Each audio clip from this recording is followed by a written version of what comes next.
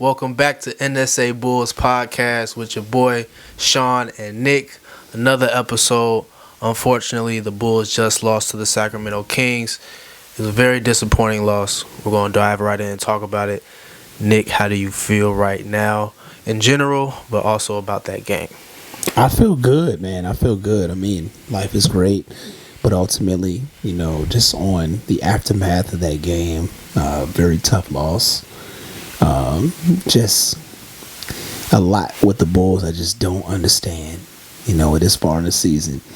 When you look at that game, especially the second half of the game, we lost the third quarter. Mm-hmm. We always lose the third quarter. For the life of me, very seldom do we win third quarters, right? Which is an Achilles heel for us as a basketball club, right? But we fight back. We win the fourth quarter on a point differential standpoint. But we should have lost the game by more than what we lost the game by. But then we tie the game with a phantom call that went in our favor, where I thought when the referees got a hold of it that, the play that Mike Brown challenged was going to get reversed, right? Ultimately, it did not, right? So we got a chance to tie the game. Then on the ensuing play after that, the Bulls do something which is so Bulls-like for the season. They decide to go man-on-man coverage and allow DeMar Levine to not play De'Aaron Fox, which is Sacramento's best perimeter player, outside of Malik Monk. And they allow Don Sumu, who is a second-year player, to guard one of the best perimeter players in the league in winning time. Right. Not the second quarter, not the first quarter, the fourth quarter, under 10 seconds left. They say, you know what, we want you to guard him. He just walked up, did a pull-up right in his face. Exactly. No hezzy, no escape dribble. Had a nice amount of room for him just to pull up, raise up. It's ridiculous, bro. Like, De'Aaron has proved this whole season and last season, for those who really watch basketball, that he's about that action. He's a very serious perimeter player. All-star player. Exactly. All-star level player. He got snubbed. Actually, no, I think he did made it this year. He made it. But initially, he wasn't on the picks to make it. I think something may have happened. I don't know the details, but he did deserve to make it. But nonetheless, all-star level player, right? You're in a winning basketball game. Like, Bulls need this game. They needed this game to further cement, their concrete they place in trying to make the playoffs, right? And they don't put Levine nor DeRozan decide to say, you know what, let me guard him. It doesn't make any sense for DeMar DeRozan or Zach LaVine not to be guarding the best player when the game is about to be over. And that's the shit that really pisses me off, bro. It's like, we know that great players are going to get the best of you at times. We know any play somebody can get got. We get it. They can get crossed over, they get dunked on. We know that, right? But give your team the best possible chance. Possible chance to win the game. Exactly. And the thing about it is, I'm not saying that every scenario you play out where the best player guard the other best player, or one of their best players, you would get the upper hand. But those are odds you got to take. Don Sumu is a good player. And on a stat level, he's an okay player. Yeah, he's an okay player. He fills a void in certain instances, but he's not a game changer player, at least not yet. It's early to write Don Sumu in a certain angle. He only his second year in the league. Yeah. But it's the fact that we are in a situation where every game counts, bro. We don't have a cemented playoff lock like Sacramento does. And we need these games. We can't afford to lose them. Like, what could you be possibly thinking, allowing your second-year guy guard the best player on their team with the game finishing, get last shot? What is going through your head that you would not want to make the call, either one of the guys, to guard him? And that's what makes me mad, bro. All these dudes look up to Kobe. I love Kobe. I wear Kobe shoes. They ain't got no mentality like Kobe. And these are dudes that played with Kobe in the same era. Because like Kobe DeRozan. Bryant would have been all in his face. Exactly. A perimeter player, the only exception you can say is if that ball went to Sabonis. Yeah. And DeRozan's like, okay, I'm outmatched. Like, I'm outsized. Levine, same thing, right? Now you got to rely on your bigs to cover that. But this dude just walked up the length of the court and just shot it right over Io's face. And he going left. I'm not saying the man can't go right, but he a left-hand basketball player. So he was on an angle where he was dominant on his dominant hand. And he just rises up. He did what he always does. Exactly. He does what he's comfortable doing. Exactly. You saying the same thing, but we saying the same thing, but it's just frustrating that that's how you lose. If you're gonna lose, let that game go to overtime. If you're gonna lose the game, let it be in your own hands.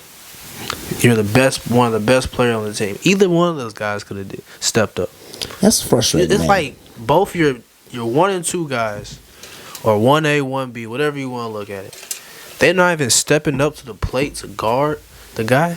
Exactly. And, Levine has been on a scoring tear the last 10 games. He averaging about north of 32 points a game, shooting over 50% from the field.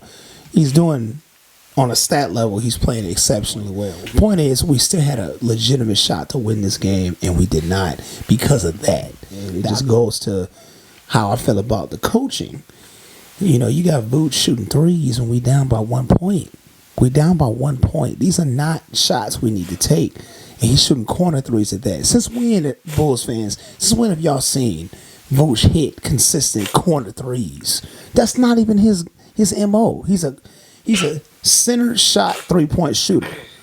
And I just don't understand why he's shooting those kind of shots in games that, are pivotal. You're 7 feet tall. The game is winding down. Go inside. It's higher. I know they try to say if you're open, take the shot and go with the chances. But you didn't really need that 3 from that guy at that moment of the game. You could have went down low. You could have got a higher percentage shot. Things that you've been doing throughout the game, throughout the whole year. It's frustrating, bro. Valid point. It's frustrating because the minute they decided to say, you know what, we're going to go to the paint, they got an and one. Levine got an and one, right? And it's like, it goes back to what I was saying. When they're rushed into actually having to make plays, they actually play better than when they think. Like, they're a very weird team. Usually when teams think, they play better. When this team thinks, they do dumb shit. They overthink and they do dumb shit. They overpass.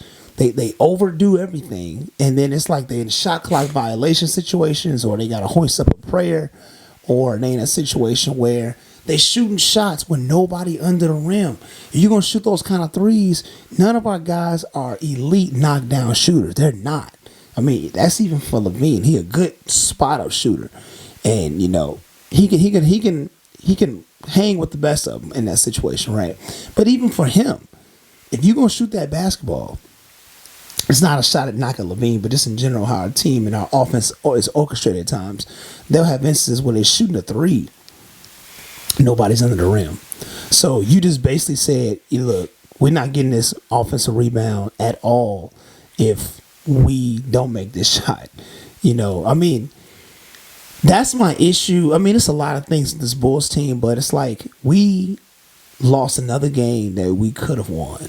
There's going to always be games that you could have won. But our record in clutch games, 11-22. We're a bad basketball team in the clutch. And we do a lot of things that put ourselves in one possession games leading up to that. We never have that identity where we pull away from teams. And that's for every team in the league. We make it very complicated. Sacramento's a very, very good team, but overall, I feel like that was a game we could have won. We should have won, and that would have put us in a good position on a 3-game winning streak after the last 2 games we won. But now we're back to square one in terms of an L, and now we got to try to get a streak again if possible. So that's the Bulls in a nutshell for you for this season. That's a microcosm of this season. 3 of our guys, all 3 of our top 3 guys will go over 20 points in scoring, but still weren't enough because they're not playing no damn defense. When it matters, they're not playing defense. When it matters. Consistently. It's frustrating, man. Like, even if the coach don't tell you, if you Levine or DeRozan, you want that assignment. Let me guard De'Aaron Fox. Y'all should be arguing over who want to guard him. I got him. No, I got him. You got him. No, I got him, bro. For real. You know. That's how. But yet, y'all let the fate of the game go into the hands of niggas that's second year in the league. Sorry for my language, but second year in the league. No knock on Ayo, but it's like he had a long way to go. This game was a veteran game. This is a game where your veterans are supposed to take the helm and say, you know what? I just got an M1. I'm gonna guard that guy. Y'all was off the grid. Like, I don't want to guard him. And it gave me vibes like y'all was scary, bro. Y'all was doing some scary stuff. Y'all know what kind of player he is. And he don't got the cachet or the MO like the Damian Lillards yet because he ain't been in the league as long.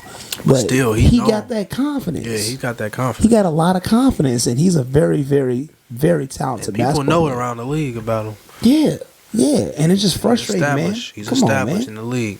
Come on, man. It look all too familiar, him just moseying down the court, splashing a three in our faces. It's ridiculous. It's straight up ridiculous. So now the Bulls are in the 11th seed. I mean, that's no impact prior to this game. It was still an 11th seed.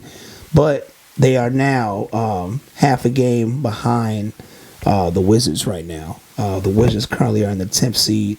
The Bulls are in the 11th seed. The Bulls are still trying to be in that play-in, give themselves a striking chance of, getting in the playoffs.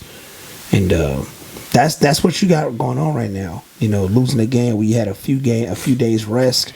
But the Bulls actually, just looking at their schedule, who they got to play next, just interested in who they got to play next, Timberwolves. Yep. So they got the Timberwolves. They got to deal with Anthony Edwards. They got to deal with Karl Anthony Towns. And, they got to deal with, a decent team as well. I mean, every team is pretty decent in terms of players. But I don't know, man. You can't take every loss to the heart, but it's just like y'all fought this hard, and that's how y'all in the game. So, it's just frustrating with them. They got a lot of shaking up to do, for the off season. But right now, it's a do or die time for this Bulls team, and to see what they can actually muster up. I didn't like Ayo's performances either. He's had a lot of bad games in recent memory. But Ayo, he puts up in 28 minutes of play, he puts up 3 points, 4 assists, and 1 rebound. Okay? Right. Kobe puts up 12 points in the same amount of minutes with 6 rebounds and 5 assists. Okay? So, once again, we on that part of coaching, right? Now, that's just one side of the basketball.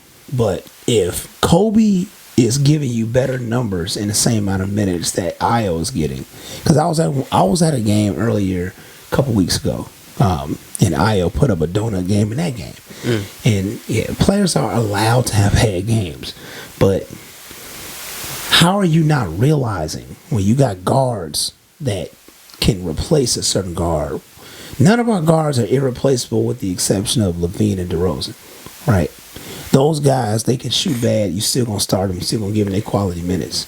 But what Billy annoys me with is that he keeps giving quality minutes even when a guy is not playing well. He's not playing well. He's just a role player for our team. He's not a make or break type of player in terms of winning the basketball game, but he a guy that can win, like help us lose the game. If he's not playing well, whoever that said player is. I was complaining weeks ago about how Caruso had a game where he put up 6 points, 4 rebounds, or 1 rebound and 2 assists, like real miniature numbers for the minutes he was getting played. He 30 minutes of play, right, in that particular game. It's no different in this game with Ayo. Ayo got 28 minutes of play with that type of production. Right. At some point, you knew he was having a bad game. You should have let Kobe play a little bit longer. Right. Reduce some of those minutes from Ayo in that particular game. Not saying permanently, but just knowing your personnel. Situational. Exactly. I think he just got this rudimentary thing where he just want to give everybody a certain amount of minutes, and he's not reading like, hey, this dude got it going on tonight. Yeah, read it like coverage. Yeah, this dude is probably the best option for today's game, but he doesn't read it that way. But he sure as hell does that for Drummond and Vooch though. Go figure. He knows how to realize it. Man, I don't know, man. That gotta be the offensive coach too. Yeah, Maurice Cheeks got to put his foot down on certain things too, man. I don't know. I don't know the coaching dynamic. I'm just making speculation on how I see things. I feel like, Billy is not getting through to his players, and I've said this even on wins for the Bulls, right? But this game, I feel like it falls more on our players. Our coach as well, but I lean more towards our players with DeRozan and Levine. Yeah, they played a good game statistically, but they didn't want to take the assignment necessary to win that game. Yeah, that dog. That dog in them. That's what I'm saying. You want to be like Kobe. Be like Kobe. Exactly. Like somebody checked Kobe guarded Gilbert Arenas. Kobe guarded the guys that can win the game, on the opposite team. And these dudes don't want to do it. Don't want to do it. They want to let Ayo do it. What are you doing? Where are you? It made me think, like, if the game was in the playoffs, let's say we hypothetically made the playoffs and Drew Holiday got it going on, right? Let's say Milwaukee, Giannis is not playing well and we playing Milwaukee like we did last year in the playoffs. And then, Drew Holiday being the type of elite point guard that he is, right? Mm-hmm. He just got it going on. He got like 30 for the game. He coming up. That's what he does. But y'all gonna let Ayo guard him? Neither one of y'all want to guard him? Step out the way. Let me get him. Exactly. Where is that at? That's what I'm saying. In the huddle, I got him, bro. And I'm not switching off. That's my man. No switch. Let me stop him. Let me get that sign. You ain't doing it right. You got the athleticism. They got all the gifts. And they're not utilizing it properly. They got all that energy for that offensive end. Mid-range, 3-point shots, they can score with the best of them. But when it come down to that dirty work and that X-Factor gene and that grit, Patrick Beverly can't lead you on every play with the grit, man. Sometimes y'all got to do it. Right. Y'all got to say, you know what? I'm going to take this. Yeah. This is my assignment. Right. I want him. Let me take him. All right, because I want this game. Exactly. You already got built up by the ref with that. I mean, I'm a Bulls fan. We all Bulls fans, but we also objective. Got tapped. That wasn't a foul. Got tapped a little bit, hit the three, got the and one, tie game. Then you come down the court, you let him walk down, raise up, and you give away the game like that. It's crazy. Essentially, you're giving away the game by not owning up to guarding that guy. At all. It's just frustrating. It's frustrating. That boy John Morant flying into your local jail cell. You're so funny. But nah, man. So it looked like he had to sit down with Jalen Rose. It was pretty head ass to me. But I guess he had to speak his piece for the people and for the news and the media. And then it was pretty funny how he said that the gun wasn't his, but he takes responsibility for what he did. But of course he's gonna say the gun wasn't his. That's how I feel. I mean, the gun might not have been his, but of course you're gonna say it's not. But that's a contradiction, though. How you gonna say the gun ain't yours, but I take full responsibility? You ain't. It's either one or the other. Either the gun yours, or you ain't taking full. He's taking full responsibility for having it and putting himself in that situation. But it's just, whatever. I mean, the gun was probably his. Probably. Yeah, I think the gun was his. However, he brought all this on himself. I mean, he did. But you're right. I thought it was very head ass. Listen, I mean, we all know when something is like you getting forced to do it, right? I mean, a lot of people don't have that poker face where it looks like, I believe them, even when they could be, FOSing, right? But it just goes back to what I was saying before, like one little participle I want to bring up. Like, why do these players always got to go about, they kids? They don't throw their kids in there. He said, no kids ain't had shit to do with this, I could have made a better decision for not just me, my family, but my daughter. And I was like, what your daughter got to do with this? Exactly. It just sound good, Exactly. But let's not forget that television, sports, basketball is entertainment. It's entertainment is news coverage on things that are entertaining. So at the end of the day, You have entertainment in its purest form. Ja Morant talking about an Instagram live story, him having a gun, when in all actuality, it's not even that serious and worth discussing, but it's just that's how we are in today's time with entertainment. So Exactly. We prioritize things that have no value. right. The other thing, though, is that now we're on the subject matter. His timing was just off. Like, when this all happened, I'm pretty sure he's got beat over the head times infinity by the media, which, like I said, he deserves what he got because of how he handled the situation and what he decided to do. But it's just the fact that it's the second half of the season. Typically, players of that caliber, they focus on the postseason now. If you was going to do shenanigans, you should have did this in the first 10 games of the season. I mean, but at the same time, I'm pretty sure guys go to the strip club in the playoffs. I mean, how likely are they being successful in the playoffs? Who knows? I mean, has it been done before? Probably. But at the same time, you just don't want to jeopardize your team, especially when you're gearing up for the second half of the season.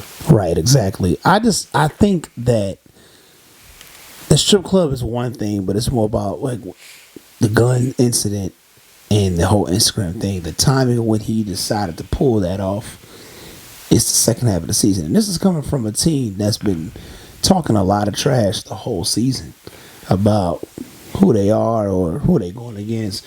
And that trash talking is obviously part of the game. I mean, basketball, any sport that you play, guys are always going to talk trash. It's okay, right? However, as the season is waning down and you're going into the second half of the season, which is the most important part, which is what you play the whole regular season for anyway, this is the time where you want to zero in to prove why you're talking trash. Like, this is why I talk trash. Because those regular season wins don't really matter. It's more about what you do in that postseason. But if they can't have you available, in this sense, Ja will be available. But ultimately, you just want to make sure that you got all the ducks in a row, so that way you can actually give yourselves a viable chance to talk trash. Because at the end of the day, when people say, well, our team went through X, Y, Z, that's an excuse, but you can try to hang your hat on that if it all doesn't go well. But in this situation, you want to make sure, if you are on the Memphis Grizzlies and you know that your team is talking trash all regular season, Yeah. you want to make sure that these things are not on the table as an even a viable option. Right. So, I mean, personally, this is personally. I don't think Ja Morant is a bad person for doing what he did. Do I think is immature? Yeah. Do I think is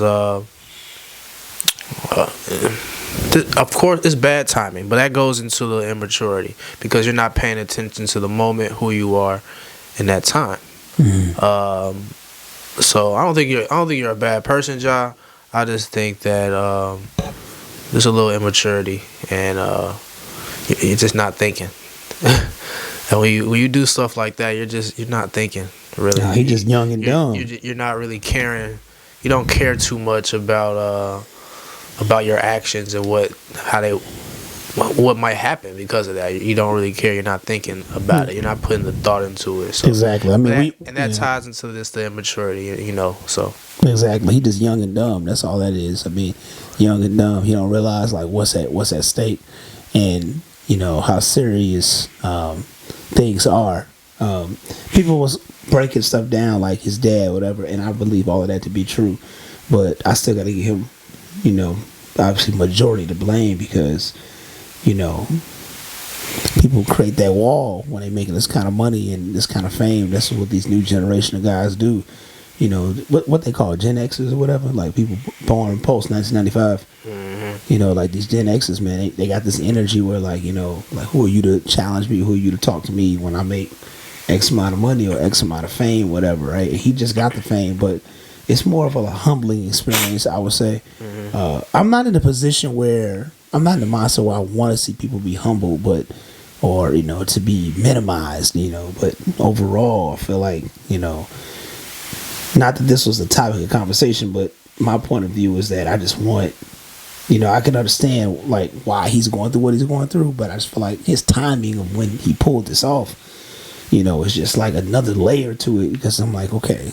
getting ready for the postseason. It's the second half of the season. This is when you supposed to be like, all hands on deck, getting ready for the playoffs. I mean, the playoffs is within 15 games from now. And it's so funny because I'm just thinking about like how Ja feels, and it was just so ignorant for him to do it that at the moment he probably wasn't even thinking it was a big deal.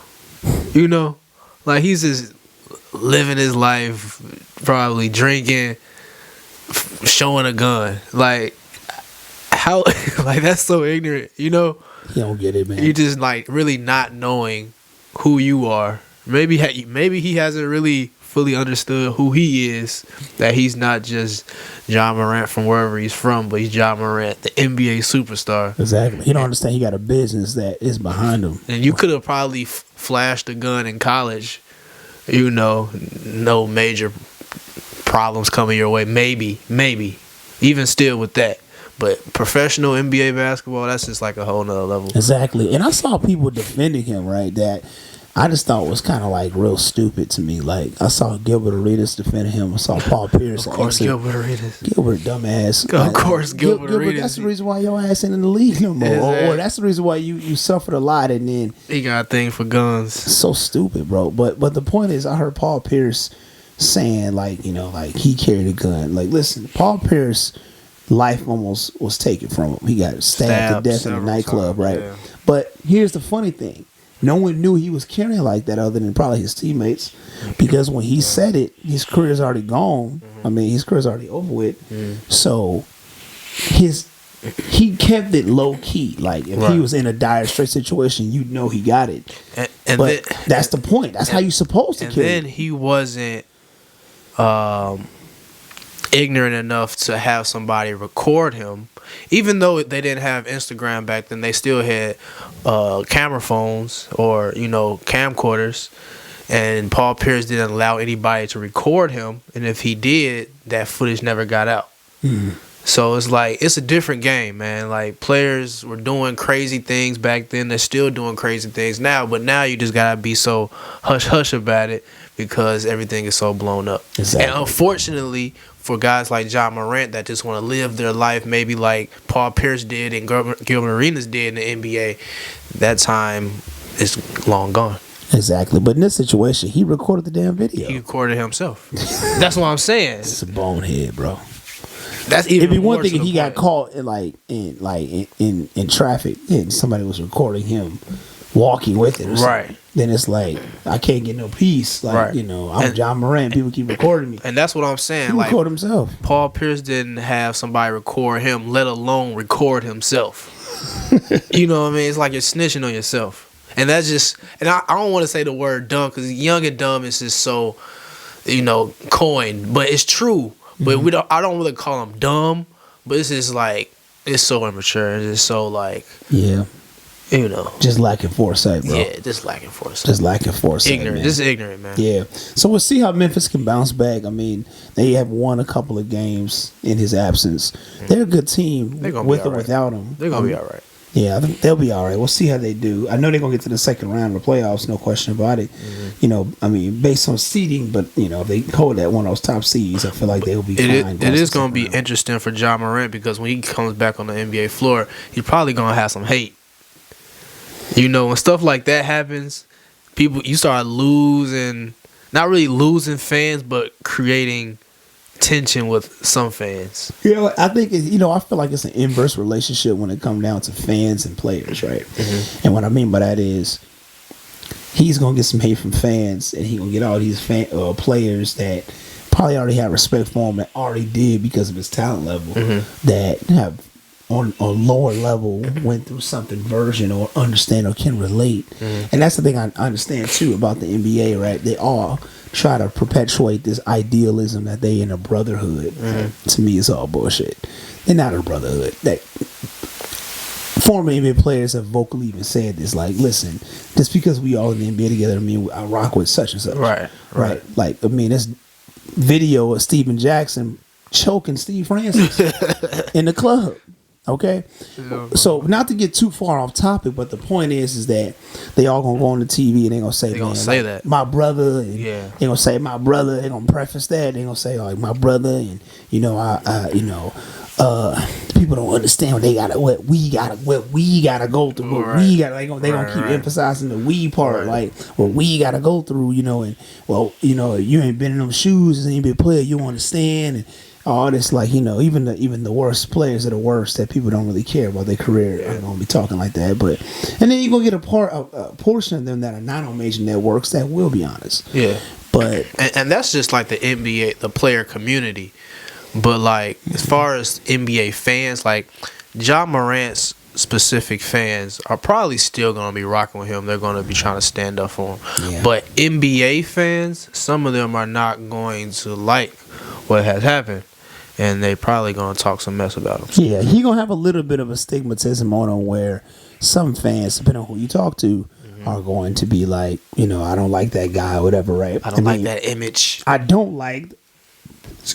not like the fact that there's times where people feel like a player or a person has to be perfect. Right. And it's just impossible.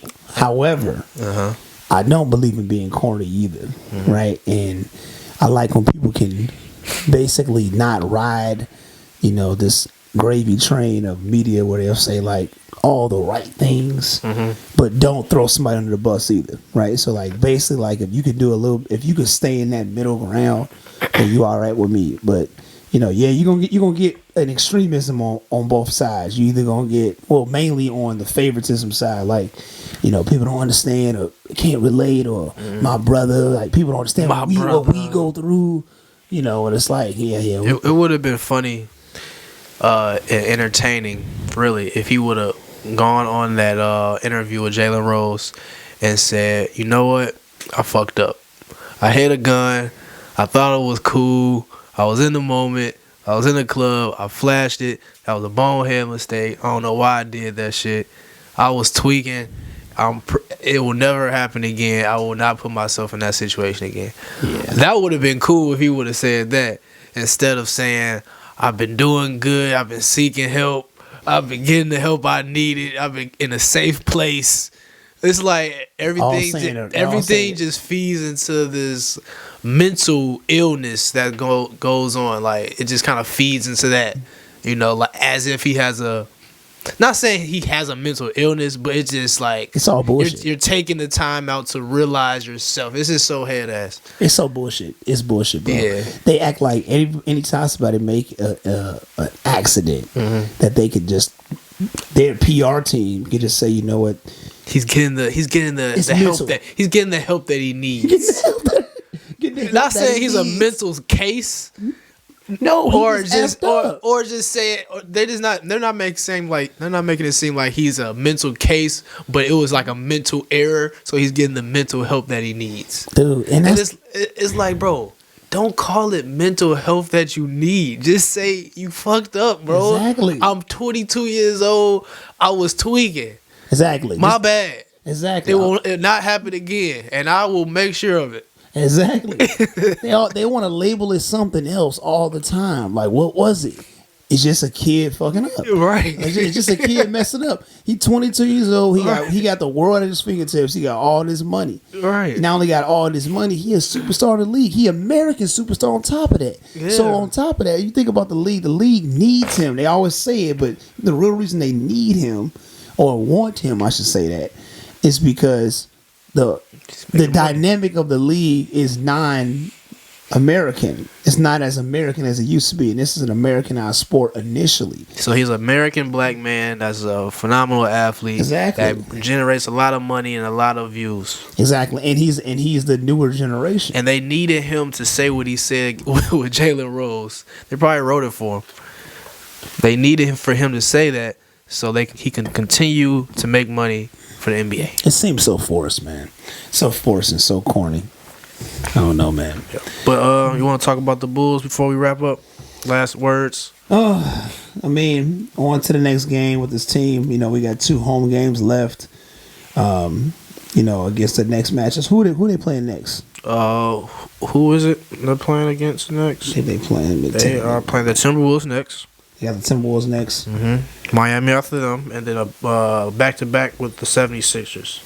Well, Monday, it'd be 2 days in between. Yeah, I mean, they seen a lot of teams that are playoff bound at this stretch of the season. You know, Sacramento, like I said earlier in the episode, they didn't even need this game. I mean, Sacramento is probably already a lock. Is already a lock into the playoffs, and we over here, you know, scratching tooth and nail to try to get into the play-in.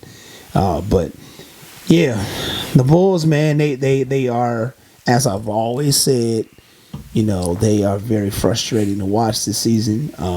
You know, the instances where they just like forget how to play winning basketball and they just divert to something else. They blew another 16-point lead today. This is documented as the 6th time that this team has blown a 16-point lead this season. And that's specifically just 16. There's been times they've blown a 20-point lead. There's been times they've blown an 18-point lead. I mean, they've blown a lot of leads throughout their team and throughout their season, and it's just been a very frustrating season. And I believe if I was the Bulls franchise, if Billy Donovan's Josh be on the hot seat, you know, he should be on the hot seat, but you know, he's not gonna be on the hot seat, and that's part of the problem, you know. So you gotta shake things up. But again, another example of getting outcoached by another coach, Mike Brown, you know, who Very should be coach of the year. Yep. Should be coach of the year. I feel like he's a lock in. He should be a lock in. He should be definitely a lock in. I mean, nobody has Sacramento playing this well. Not at all. Getting the playoffs, that's one thing. They didn't make the playoffs last year. Another second seed, you know. Exactly, man. Sabonis another triple double. You know, against with De'Aaron Fox getting 30 plus on us. 32 Crave case. Yeah, man. 30-piece Crave case, man. White Castle. Yeah, it's tough, man. But the Bulls got like their work cut out for them, man. Every game counts. I mean, it always has, but it really counts right now for the Bulls. So let's see if we can do it. Fingers crossed. Yeah, man. But NSA Bulls Podcast, like, share, subscribe. We are on TikTok. We're on Instagram. Post damn near every day. You know, we also on Facebook as well. You know, I know Facebook is the lesser of all three of those in terms of attraction. But overall, just hit us up. We appreciate the support, and we'll see y'all next week. Tune in.